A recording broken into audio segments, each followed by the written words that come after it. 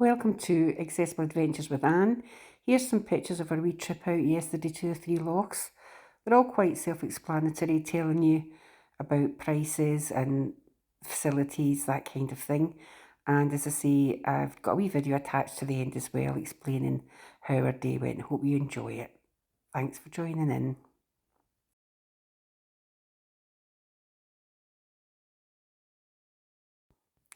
And here's my world, my husband, my son Colin, his partner Jim, and my two wee hairy weans, Maya and Cara. There's kayakers away there in the distance, but you can't see them. And Ben Lomond. Hi guys, just thought I'd give you a wee update. We went for a wee run out yesterday to the Three Lochs, never heard of it in my 67 years. It was a wee run up the Trossachs, which was lovely. And if you put the postcode in, I'll just tell you now, FK, F for Freddy, K for Kenny, 8, 3, S for Sugar, Y for Yankee, Forest Drive. That takes you up to the Three Lochs. So it's on the Trossachs Trail, and you go up the Acre Trail by Loch Acre, and then there's Loch Drunkey, and then I can't remember what the other loch's called, I've forgotten, but there's the Three Lochs, and when you first go in, the first one looks like there's lots of sort of wee walky bits you can walk down to get to, obviously not accessible friendly for me. But when we came to the Loch Drunkey, there was like picnic areas you could sit, and there was a disabled toilet and other toilets, which was great to have them there, but they were lacking a wee bit. I think it's like a fresh stream for flushing, and that didn't seem to be working, and they were a bit kind of stinky. But anyway, they were there, the facilities were there for you. And then there was like wee trails that I managed to get down on my power scooter with Colin behind me. He was just sort of steadying it so that I didn't come a case of camber and then go wheeking down into one of the lochs. So he held the back of me. And we went down quite a wee distance, and then we got ourselves a wee vantage point. They had various like stool benchy type things up and down the trail. So we did that, which was lovely. Sat and had a picnic. It was so tranquil.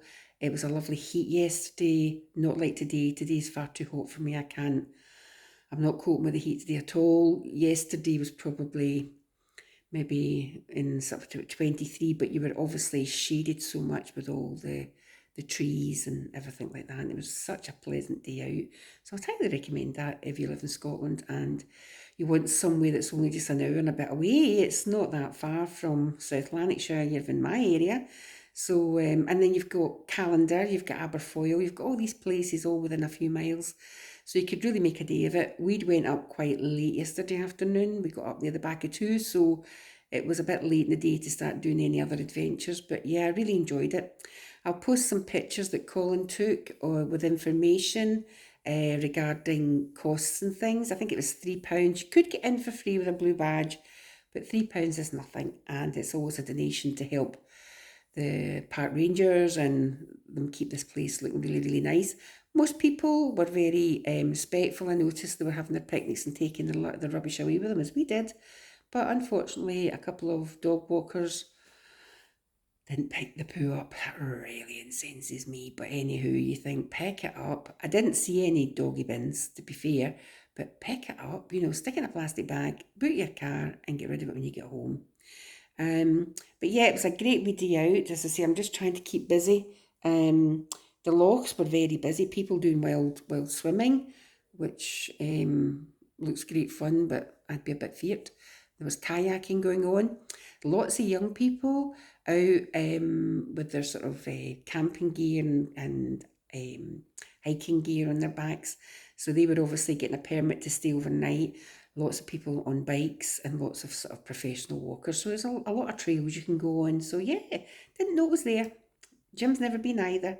So it was a wee golden nugget to find. So I would highly recommend it. And as I say, even though physically challenged, I was able to participate. And I also noticed on the way out, when you were coming down through Forest Drive, it's like a one-way system you go round. And the park closes at 4 o'clock for getting in, and then you get a passcode given, because we thought we'd get a ticket. I thought, oh God, no. We bought a ticket to come in here, and I thought we issued a parking ticket, but no, it was a code to get out the gates, and they just ask if you've got to access the gates with a code to get out, would you please then reclose the gate? But yeah, definitely would recommend it. And as I say, the pictures kind of speak for themselves that I've put on at the beginning of the video. They're sort of showing you costs, name of areas, the toilet facilities that I spoke about, and all that kind of thing. So I hope you find this helpful. As I say, I'm just trying to keep busy. Didn't have a great day the other day there with the anaesthetist. Wasn't what we wanted to hear, that I wasn't going to get surgery within the first few minutes of her interviewing me, and that can upset me quite a bit because I have no other option.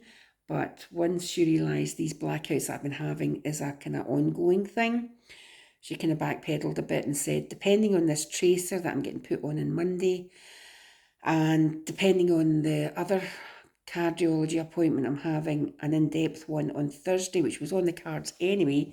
This was an emergency appointment, which took 46 weeks to come through. I'd had a blackout the last time at one of Colin's gigs. I took no well. And it's just one of these things, I just fall like a stone. But anyway, it's part and parcel with this problem that I've got, this microvascular angina. It seems to just cause me to lose oxygen just for that few wee minutes. I plummet. I feel it coming. I know it's coming. So it's not like a faint. It is something that you feel working on you. And a lot of my heart brothers and sisters know what I'm talking about. Anyway, so that's my take on the Three Lochs. Would I go back? Yes, I would.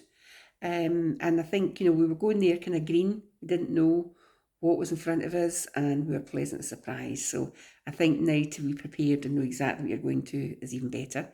So if you're in the area, I would suggest going.